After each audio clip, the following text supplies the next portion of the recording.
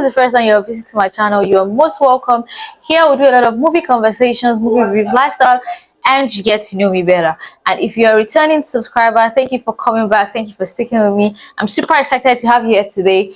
And today is another movie review, and today we're going to be talking about the movie that's been creating so much buzz on social media. People have been saying a whole lot of things about it, and people are saying boycott this movie. Some people are saying, why are you saying we should boycott this movie? You know, there's been a whole lot of conversations. I just want to give my 2 cents on the movie. So make sure you sit back, relax, grab a popcorn, and let's get on this ride together. This movie is about the Dahomey Kingdom in Africa. So it talks majorly about the slave trade era. So I'm going to take you guys through it all, from why people are saying they should boycott this movie, the historical imbalance in the movie, and the movie in itself. So why are people saying they should boycott this movie? First off, there's an hashtag basically on Twitter, boycott woman king, and people are like, why are you saying they should boycott woman? Some people are saying the reason why they are saying they should boycott woman king is because the historical representations are very much incorrect. The Dahomey Kingdom was not, a hero. The Agoje soldiers were not heroes. Why are they portraying them as heroes? They are the villains. They participated majorly in slave trade that happened in Africa. They sold many Africans. They killed many Africans. They've done a lot of terrible things. So why are you portraying them as heroes? And that's the whole, the historical Twitter, that's what they are about now. And some people are wondering, this movie is not necessarily a true life story, but I do understand their sentiments, because when you make your movie sell as based on true life events, your characters are based on true life events. They are characters that, we have King Gezo in the movie. King Gezo definitely existed in the Dahomey, kingdom, and the events that happened, they were events that happened in that era, in the 18th century. So if you're basing your movie on that, that means you should actually tell the account the way it is. But I also feel like people expect, you definitely should expect so much from movies, but people, they overrate their expectations when it comes to movies, because people can tell the stories the way they want to tell it, right? Doesn't mean that it has to be a wrong representation, but it also means that they can pick a particular side of history and tell the story. So it seems kind of a lot when people are so angry. Same thing happened with Bridgerton, when they were saying, oh, there was no black queen during that era. Why are they making black queens, when they are telling a story that is supposed to be historical? But it is totally different with this one, considering the fact that this one actually makes it look like it is based on true event. It would have made more sense if they just said it was inspired by true events, that would have maybe not created so much boycott woman king. So yeah, that's basically what it was. Let me just give you a little bit of history, what happened during the Dahomey era, the Dahomey Kingdom era, and why they are telling the story now. So during the 18th century, 17th century, slave trade was like a predominant, act in Africa. A lot of Africans were selling Africans, and the Dahomey Kingdom participated majorly in this. They were very rich, in culture, in wealth. Their status was going, it was skyrocketing. Everything about them was blooming. And during the reign of King Gezo, there wasn't really so much for him to do anymore, because his ancestors like Ugbaja, King Ugbaja, Amde, all those ones, they had done the work for him. So during his era, it was just like flexing that money. But they still had the problem, and the problem was the Oyo Empire. The Oyo Empire were like their usurpers. So it was like they were rich, they were, living fine, but the Oyo Empire was richer than them. They were like their bosses. Do you understand? So the Oyo Empire would, still stop some of their slave trade. They have to pay a particular price to, be able to. It's just like you're paying bribe to these people so you can access, the port and all of that. So yeah, there was a lot of that going on. So before King Gezo's era, I think it was the third king, that was when the Agoje started. Now the Agoje they are female warriors, or they were female warriors at the time, but they did not start out as female warriors. I think they were elephant hunters, and then they started grooming them. They never really went to war. They were just for ceremonial visits. They were king's guards, basically, all this kind of stuff. And then later on, they grew into an army of women that would go and fight war and come back victorious. They grew into an army that protected their land. So even the people of the land could not even look them in the face, because they respected them so much that they felt like they were lesser gods. You get what I'm trying to say? So that was what the Agoje stood for. Some people called them Mino. Some people called them Mino, meant mothers in their language, but in the movie we have them as Agoje. They are Dahomey Amazons also. That was what the Europeans called them, the Dahomey Amazons. So yeah, the Dahomey Amazons basically protected the land of Dahomey, and when it was time for them to take over their land fully from, or take over their, what should I call it, their freedom fully from the Oyo Empire, they went to war with Oba Ade, that is the Oba of the Oyo Empire at the time. They went fully to war and they won. People are angry about is the fact that they are saying because in the movie the Dahomey Amazons, that is the Agoje, were telling the king that they should stop slave trade, that it's not right to sell their people, and they should find other means to make money. They suggested oil. But in history, I mean, if you do a little bit of findings, I think you will just find it's very, it's all over the internet, right? You would find that the Dahomey empire were not necessarily trying to stop slave trade. They were forced to stop slave trade. They wanted to continue slaving their people, and the Agoje helped in that. The Agoje were the ones that would go and capture these people that they would sell. They would sell their own men. They would sell people from different empires. They will bring them together. They will capture them.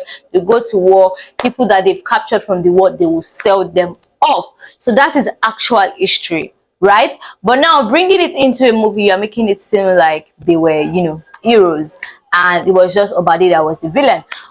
But yeah, that's not really my focus in this review. I mean, that's a part of it, and I already mentioned it so that people don't get me wrong. But now let's go into the review proper. So I'm going to start from the story. The story opened, we saw Viola Davis, who acted as Nanisca in the movie. I mean, you guys, everybody knows Viola Davis, right? Yeah, Viola Davis acted as Nanisca in the movie. She is like the general of the army. That's the Agoje army. They went to release their people that have been captured by the Oyo Empire, and they brought them back to land. There was Mbedu Thuso, who acted Nawi in the movie. She was a you don't call her a rebellious child. I don't think she was really rebellious. She was just a child that did not want to get married. She was very rude to all the all the suitors they brought to her, and she said she was not going to get married. So her adopted parents went to give her up to the king, because at that time the king was looking for female warriors that would join the Agoje. So they gave her up and started training with the Agoje. There were also many other recruits like that, and we saw a whole lot of things play out. There was Nanisca constantly telling the king that they should stop slave trade, that they should look into other things to make money like oil, and she was really trying to persuade the king, though the king was, you see, this land that we have, we must protect it at all costs, and this slave trade is our way. It was really adamant on that up until much later. There was Izogi in the movie, acted by Lashana Lynch. That was my super favorite character throughout this movie. But before I get to the cast here, Lashana Lynch was like the what would I call her? I think she was like their training master. She was one training the Agoges, that is the army. She had the whole energy. So when to say join, that is Nawi, she had a bit of interest in Nawi, and they got along, and Nawi was very feisty, very fierce, very saucy, and very determined to become a warrior. She took it very seriously, and much later in the story we realized so many other things. They went to war, they won. There was a story of motherhood. There was a story of should I call it companionship or friendship. Let me just say there was friendship, was support, standing in for each other, being each other's sister, because they call themselves sisters, right? The Agojis, they call themselves sister. There was that. There was war, not so much of war, but a lot of fight scenes, and they were like very interesting ones. Yeah. And there was, a battle of who is bigger, and there was also slave trade. Yeah, so basically that's what the story is all about. The cast, I think the cast was a very super lovely one. I think they were perfect. Sorry, I think they were perfect. We had Lashana Lynch. She played Izogi in the movie, and she was super good for that movie. I think another person that could have killed that role was what's her name now? The girl that acted the sister in Black Panther. I really can't remember her name. Thuso Mbedu acted Nawi in the movie. We had Viola Davis who acted Nanisca in the movie. Sheila Atem, who acted as Mensa in the movie. We had our own boy, Odukoya, in the movie. It was a bad day. And we have the infamous John Boyega, who was also a king in the movie. He was King Genzo in the movie. And guys, if you do not know John Boyega, you should actually check him out. John Boyega is just one character that you would love. And in this movie, I think it was just too lovable. It was perfect. It was funny. It was giving. And I'm like, okay, bro, take me along with you, baby. Guys, I super loved him in the movie also. Viola Davis, she definitely delivered. She doesn't give anything less than 100. I mean, we know that already. So seeing her in this movie, it was also very good, and she delivered 100. This is the first time I'm seeing Nawi. That is, I've never seen. She's a South African actress, but I've never seen a movie about. But I think she delivered on her role, and she did it perfectly. Yeah, basically everybody in the movie, they were good. Like all the major characters, even the ones that were not major. Like there was a lady, I can't remember her name right now. She was one of the new recruits, and when Nawi was asking her that, why do you want to fight? Or why did you stay back to become an Agoji? She said, because I'm going to be the hunter, not the prey. Like the way she speaks when they were fighting for the battle of the best recruit, energy, everything was given. Everything, guys. I really love that. I really loved about the cast. They came and they delivered 100%. About the story, I've talked about the cast. I think the cinematography was perfect. I like that the fact they did not overdo and try to make it look, weird, or it looked historical. That's basically what I'm trying to say. The cinematography was good. We had a really dark scene, dark scenery. We had, it wasn't so much like it was a lot of bushes, though it was shot in, where was it shot? I think South Africa. I think they started in Cape Town, but then they moved to South Africa because I think because of COVID, some of the cast, had COVID when they started in 2020. I think Viola Davis and somebody else. So later on, they moved to South Africa. I do not understand why they did that. I feel like they should have used both Benin and Nigeria for the movie, because I mean, that's where the story is from. But hey, that's really not a problem. That's just, by the way. Yeah, I think the soundtracks were beautiful. I loved the call and response thing they had going on in the army, where Izogi would chant Agoje, and you're like zoo zoo zoo or something like that. But yeah, it was really interesting to watch. Their musical, I loved their music, like, because it wasn't, aside the fact that it wasn't really much of external songs, like they were singing it themselves. It was very representational. It was harmonious. It was like it was uplifting. When you are in manual or you are in a military kind of setting, and you guys sing all these gyration songs, all these songs that will ginger you to war. All those kind of songs, they gave us that, and it was so interesting to watch. I super loved it. What else? The language. Guys, this is always my problem with a lot of movies here. When they start to speak and they are twisting Nigerian English, they are twisting this person English. But in this movie, they did not. It was perfect. Their accent was on point. Like, there wasn't so much forming. There wasn't any forming, to be honest. Even their own man, you could see how their accent was a little twisted, how they speak. and the way the Nigerian English is, like, everything was in check. I also like that they did not give those white people a lot of screen time. Sorry, but I just feel like this is an African movie and the focus should be Africans. So yeah, I like that was what they did. They made sure that they were the focus of the movie. When they needed to be there, they brought them in, you know, but it wasn't too much, because sometimes when white people write movies or when they want to tell African stories, they're trying to find a balance. Like, this is not about you, sis. Like, this is about us. And I like that. That was it. It was also on point in the movie. There were a lot of side stories in this movie that I do not think happened in history, right? So when I did my findings on this movie, I found out that there was a Nanisca, but she wasn't exactly, you know, like the head of, what should I call it now, of the Agojes. I think she was, the name of the head is Sobrio something. I'm really sorry, I'll just write it there. Yeah, the name of the head of the warriors, the general, that was not her name, but there was a Nanisca. I also found that I did not see the story of Nanisca having a child, you know, and all of that. You know, the story of, you know, the way they gave us personal story. That's why I said it is not about telling history. This movie wasn't really about telling history. You know, it was about finding a story out of that history. I think, you know, just creating a story, just letting people remember that there was this Daomi kingdom, there was this Agoje people. It was more focused on the Agoje.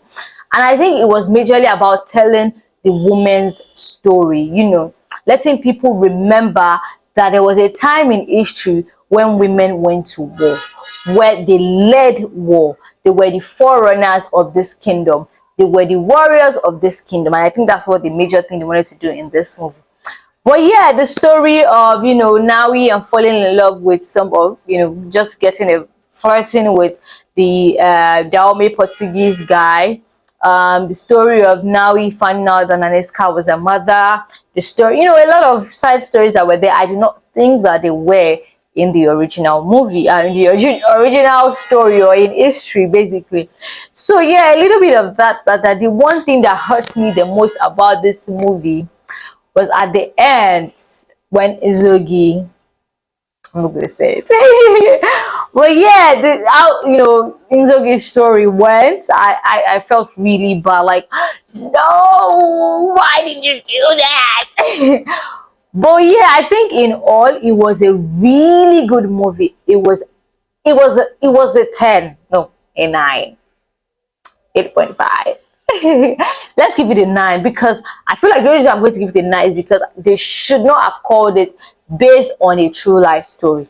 It should have been inspired by a true life story. That way it could have been a 10, because that way we know that you're not telling the African story in itself, you're just finding a story out of it, you know. It was inspired, basically. And I do not understand why people want to boycott this movie. It's not that deep, guys. It's not that deep. It's not that deep. And the crazy thing is, like, so many of these people that are shouting boycott, like, you do not even know history. But yeah, I get the outrage. I just feel like it's a little too much. I think it's a little too much. It could have been toned down a little. But yeah, this movie is an amazing one. I think you should definitely watch it. I enjoyed it. Every scene, every emotion counted. Every conversation, the dialogue was on point. The music was on point. The cast was on point. The story was on point. The cinematography on point. Everything check. So guys, I have come to the end of this review, and if you did like this review, please do give it a thumbs up. Tell me what you think about it in the comment section below. Do not forget to share this video with friends, family. Let them tell me what they also think about it. I mean, Woman King is trending, and I'm pretty sure you have seen it, so you have one or two things to say about it too. Please tell me in the comment section below. I would enjoy reading from you guys. And if you've not seen it, rush to the cinema now and watch The Woman King. Bye guys, and I'll see you guys in my next review.